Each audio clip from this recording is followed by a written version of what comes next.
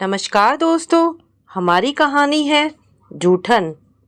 अच्छे खाते पीते घर की बेटी और बहू को इस हाल में देखूंगी, ये मैंने कभी नहीं सोचा था। आज 30 साल बाद वापस इस शहर में ट्रांसफ़र होके आने पर मैं बहुत खुश थी कि पुराने परिचितों से मुलाकात होगी और बचपन की यादें ताज़ा होगी। पर चंदा दीदी को फटे पुराने कपड़ों में सड़कों पर घूमते देखकर मैं अंदर तक हिल गई। अपने माँ बाप की इकलौती औलाद चंदा दीदी अपने पिता की बहुत मन्नत मुरादों का फल थी। ढलती उम्र की औलाद को उन्होंने बहुत दुलार से बड़ा किया था। उसकी हर ख्वाहिश पूरी की जाती थी। अपने माँ बाप की आंख का तारा चंदा दीदी ने 8वीं कक्षा के बाद पढ़ाई छोड़ दी और घर पर ही रही। दिन भर या तो वो सोती रहती या खाती रहती या मोहल्ले में इधर उधर घूमती या फिर पिता के साथ उनकी दुकान पर जाकर नौकरों को डांटती रहती। घरदारी सीखने और पढ़ने में तो उनकी रुचि ही नहीं थी। मैं उस समय 3री कक्षा में पढ़ती थी। चंदा दीदी हमारे मोहल्ले में ही रहती थी।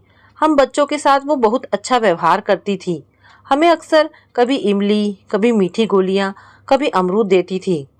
उनसे जुड़ी आखिरी यादों में बस इतना याद है कि जब मैं मैट्रिक में थी तो चंदा दीदी का ब्याह हो गया था और फिर उनसे मुलाकात नहीं हुई।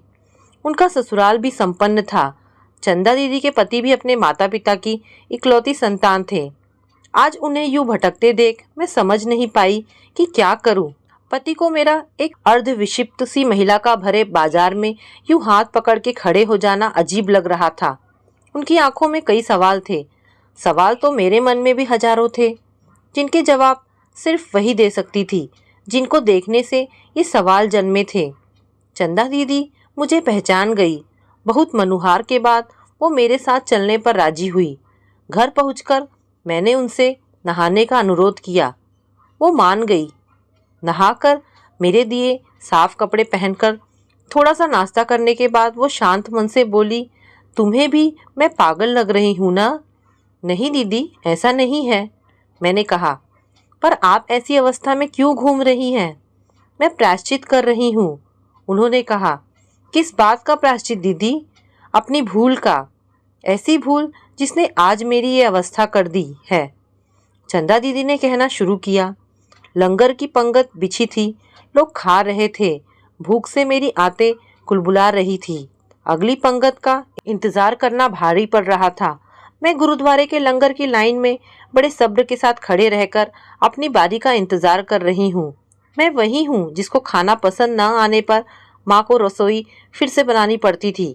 मैं वही हूँ जो हमेशा थाली में ढेर सारी जूठन छोड़ती थी।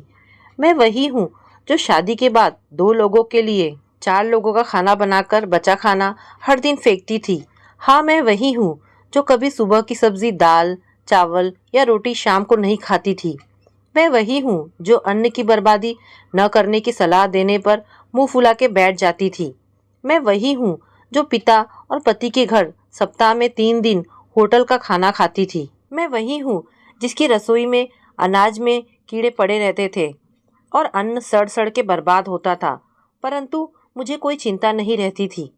मैंने जीवन में सिर्फ मनमानी की है। आज मुझे होश आया है जब मेरा सब कुछ लुट चुका है। प्यार करने वाला पति मुझे छोड़ गया। ना, मेरे पति की कोई गलती नहीं है।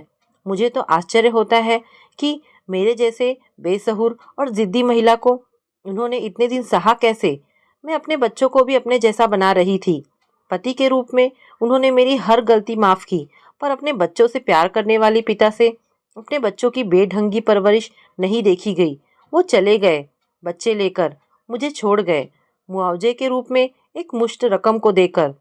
मैंने कुछ ही सालों में सारे रुपए खर्च कर दिए। मेरी फुहड़ता और जिद्दीपन ने मुझे आज जहाँ लेके खड़ा किया है, वो जगह मेरे लिए मैंने खुद अपने कर्मों से तय की है। जितना जूठन मैंने छोड़ा है और जितनी अन्न की बर्बादी की है, उसमें एक आदमी की आधी जिंदगी गुजर जाती। आज रिश्तेदारों की जूठन और लंगर के भोजन पर जीवित हूँ।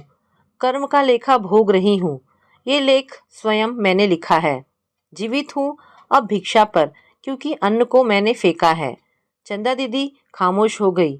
मेरे पास भी कहने को कुछ नहीं था। तो दोस्तों, आपको ये कहानी कैसी लगी मुझे कमेंट करके अवश्य बताएं। धन्यवाद दोस्तों।